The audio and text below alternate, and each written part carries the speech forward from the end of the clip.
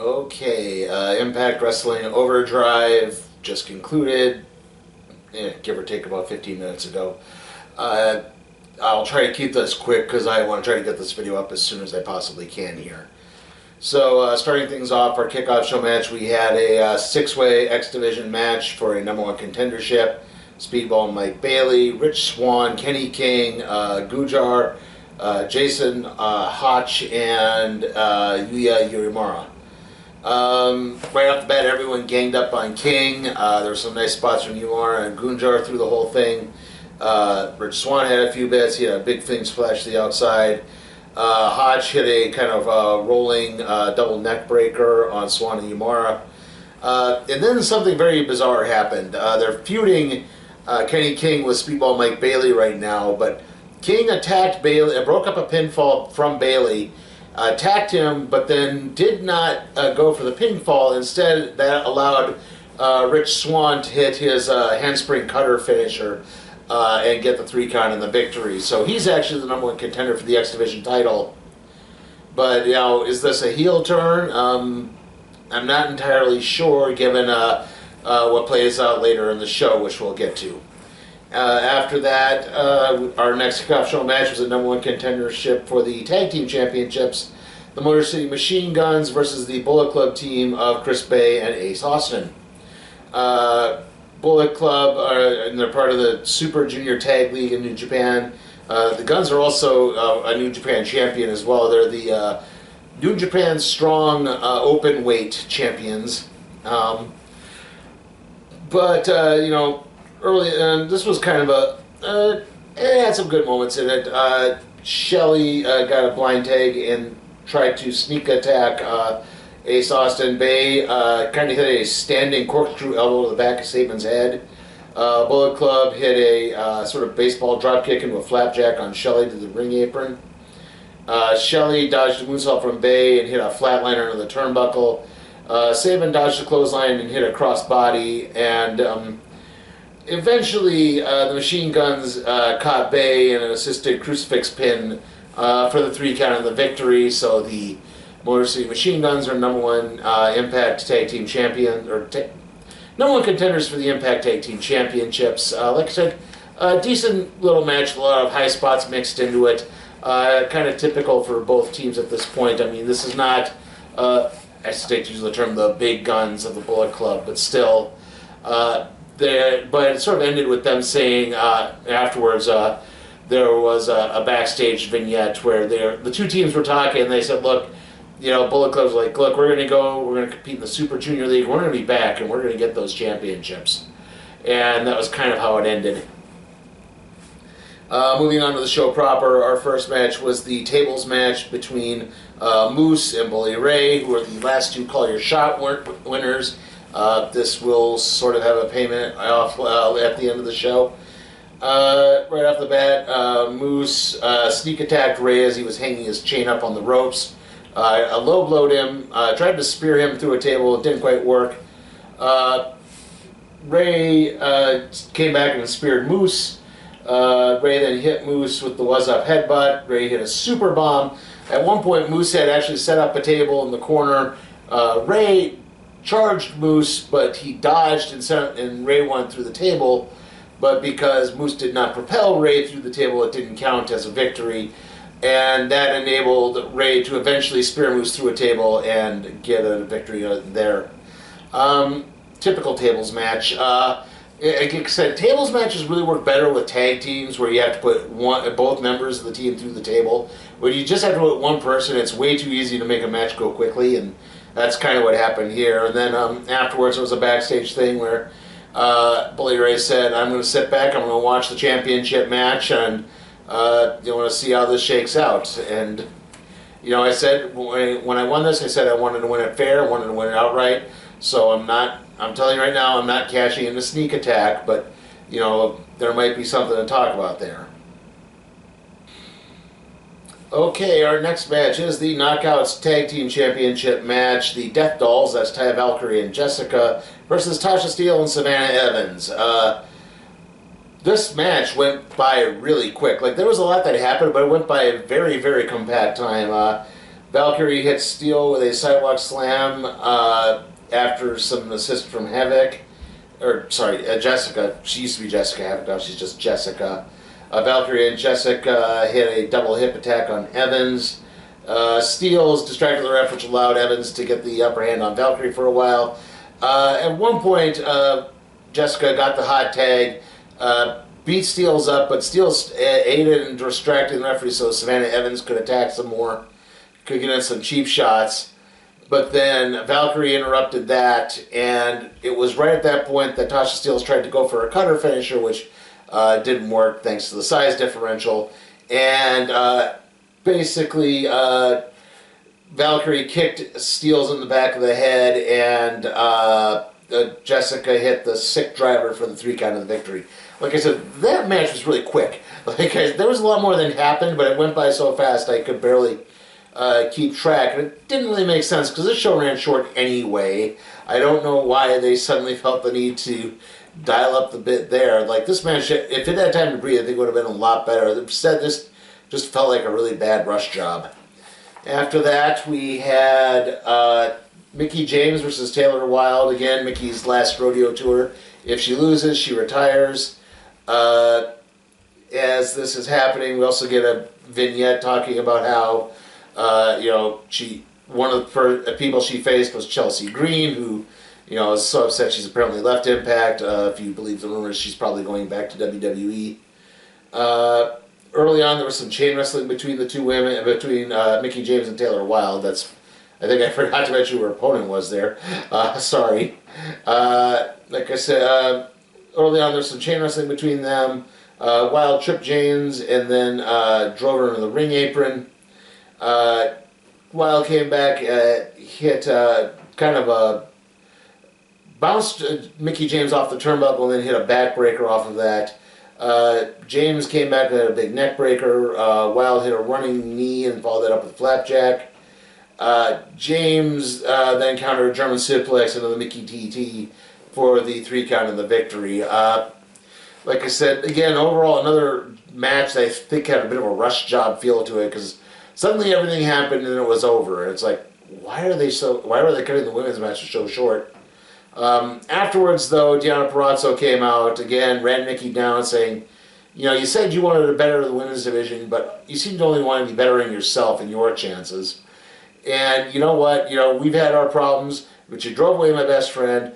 You say the next loss is going to cost you your career. I'm going to be responsible for that loss. And then, she just kind of left after that. So I'm guessing they're going to face it hard to kill. Anyway, except that match itself, just again felt a little too rushed for my taste there. And that leads us into our 6th match, the Impact Tag Team Championship match. Heath and Rhino taking on the major players of Matt Cardona and Brian Myers. Funny thing, when Cardona and Myers came to the ring, they got the wrong Chiron. They got Heath and Rhino by accident. Early on, again, Heath and Rhino wrestled. They got some cheap shots in.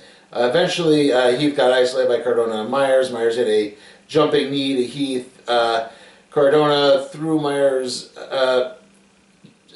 Basically, they isolated him. Every time Heath tried to get the hot tag to Rhino, it just wasn't working. Eventually, there would be the high spot early on, though, was probably Heath and Rhino wishboning Cardona into Myers' face as he was tied up in the Tree of Woe. In the middle of the match, the Motor City Machine Guns came down to make sure everything was being kept on the fair. And that coincided with Rhino getting the hot tag. He started to clear house a little bit.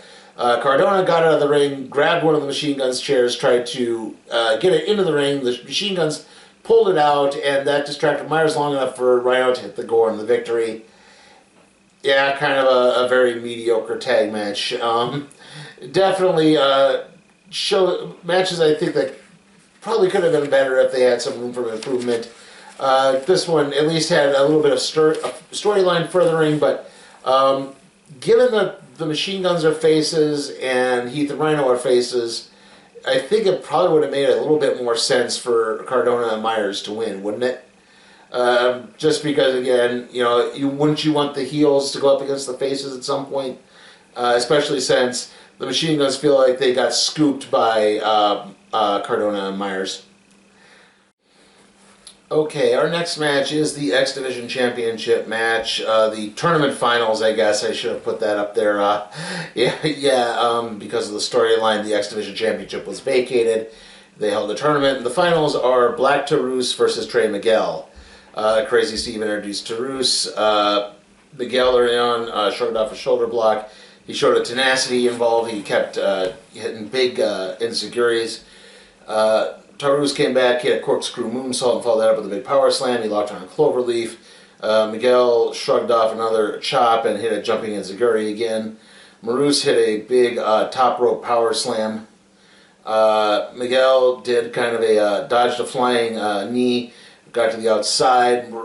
Taurus hit a plancha to the outside, but caught and then grabbed Miguel and powerbombed him into the ring post.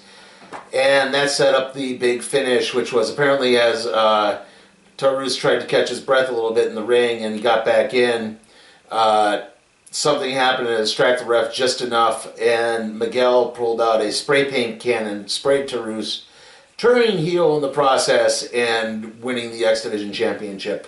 He had his, what was it called? Endless Spiral, I think is what it's called, finisher, and pin Taurus.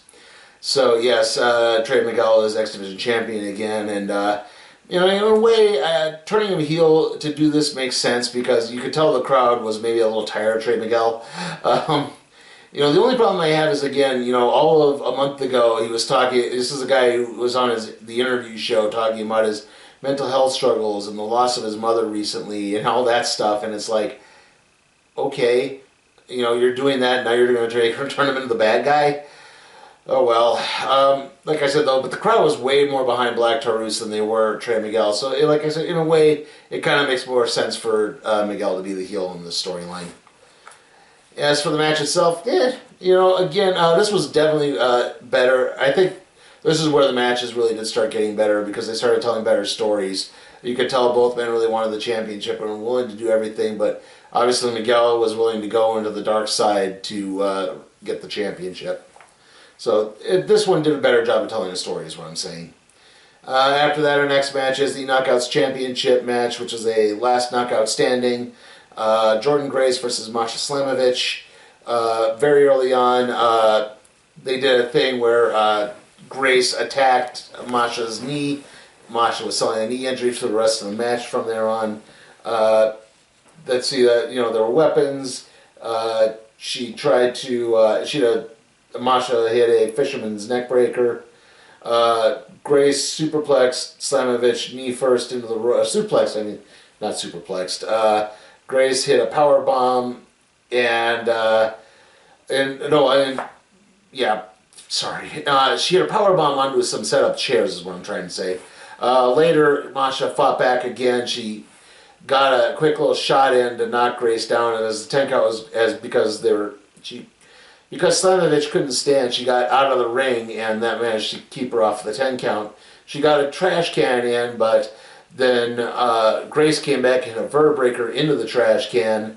Again, Slamovich fought back again after this.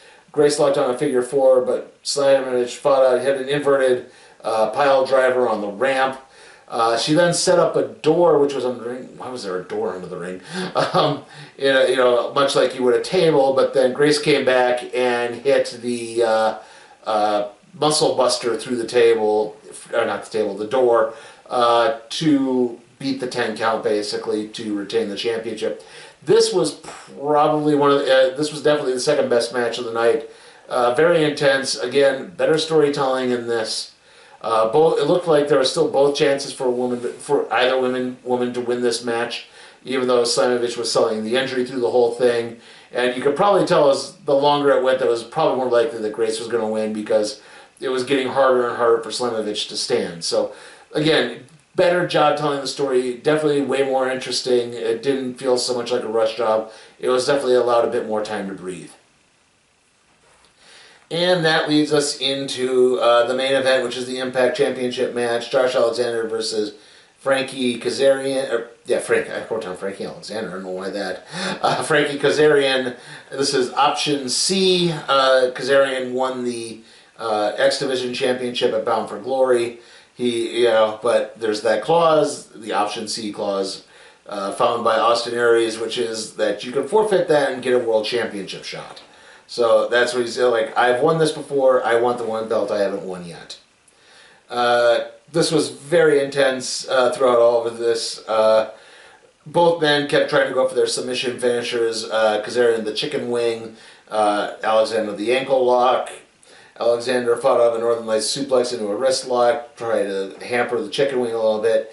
Kazarian had a slingshot leg drop. He hit a springboard spinning leg drop and followed that with a belly-to-belly suplex into the turnbuckle. Alexander hit a butterfly suplex, followed up with 10 German suplexes at one point. Alexander dodged a flying forearm, which hit the ref. At this point, Kazarian grabbed the championship belt and tried to go for the belt shot, but Alexander's wife, who was sitting in the audience, managed to talk him out of doing that. Thankfully, Kazarian's better side got through to him. Kazarian had a slingshot, tried to go for a slingshot DDT on the apron, but sort of missed it. Alexander came back, hit a UFO bomb. The big spot of the match was Kaz countering a suplex into the Back to the Future, hitting the kill switch, only getting 2 counts out of it.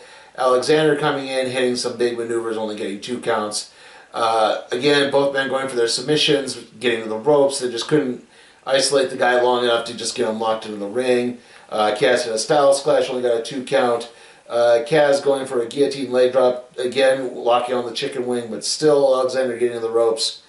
At one point, though, Kaz tried to get into a jackknife roll-up cover, but Alexander bridged out of that, hit the C4 spike, and got the 3 count for the victory. I really did condense that match down a lot because there was a lot of, you could tell how grueling it was. Afterwards, Kazarian was upset, but Alexander showed that he won the crowd over. He proved his worth. He proved that his career was worth something. Even if he didn't win a world championship, that he's still a champion. And as that happened, Bully Ray came out again. He got on the mic. He said, "Listen, that was the best wrestling match I've ever seen. One of the best wrestling matches I've seen this year. I know Josh Alexander is the best world champion around right now. All the other companies should be coming to you. And, I said when I won this that I would tell you to your face when I was calling my shot, that I would shake your hand. I wasn't going to cheap you. I wasn't going to wait until you were caught off guard. And I'm here to say I will challenge you at Hard to Kill, which is their January pay-per-view." Alexander shook his hands and accepted, and then Bully Ray attacked him with a chair. He said, "Yeah." I said, "I told you this would happen. I said I would do that, and I did. Everything's off now, and I can, you're fair game." He attacked Alexander's wife. Mysteriously, Alexander's kid was now missing from the audience, but, and after that, Bully Ray again attacked his wife, demanded Alexander turn over the championship belt, which he did, and Bully Ray said, "If you come after me, I'll attack her again, and it's not going to be pretty," and left after that. I don't think that means Bully Ray is no Impact World Champion. I think it's still technically Alexander, but again, because they're facing each other at Hard to Kill, you could tell that again things are going to go down there. Don't know exactly what this means. Again, it's kind of hard because we've been on the Bully Ray thing before.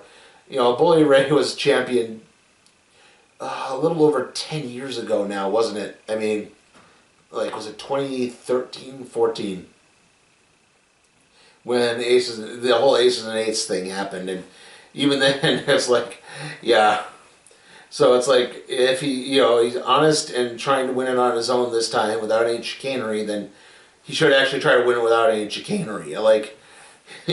There's not really a point in making Bully Ray your world champion right now. But again, I don't know who else there is to check. I still would like Steve Macklin to be involved. I know he was busy this weekend or the past couple weeks, but still, would like to try to get some more pushes for other guys who've been in Impact a while, not just, you know, kind of stunt casting right now, because that's what it's felt like the last, again, even with Kazarian, even though that match was great, you know, even with, you know, that Eddie Edwards, you wear the Honor No More, now disbanded, I don't know where exactly they're going to be going with some of these storylines, but again, could be interesting. Like I said, the last 3 matches really helped elevate the show, because other than that, this one was really pedestrian. The matches were a little too rushed, like I said, rushed feeling throughout all the matches, which didn't make sense, because like I said, the show ended about 20 minutes early, so yeah, it doesn't really make too much sense to do that. But yeah, like I said, overall it was enjoyable, but it could have been better. I am going to be giving Impact Overdrive a B-. Again, like I said, the last 3 matches really helped elevate the show, kept it from being a C, but I don't know if I could go as high as a B. Again, just a little too rushed feeling throughout the whole thing. Okay, so yeah, next video is going to be the random trade review on Infamous Iron Man Volume 1. Then we're going to get AEW Full Gear. I have purchased the show, so everything came through fine. Let's see, yeah, AEW Full Gear. That's, you know, going to be up Sunday morning. I'll be watching it on Saturday, obviously, but you know, the review will be up Sunday morning. And then Disenchanted is the next one. There'll be a Madden preview. We'll finish Andor off, and then Strange World. See you all next time.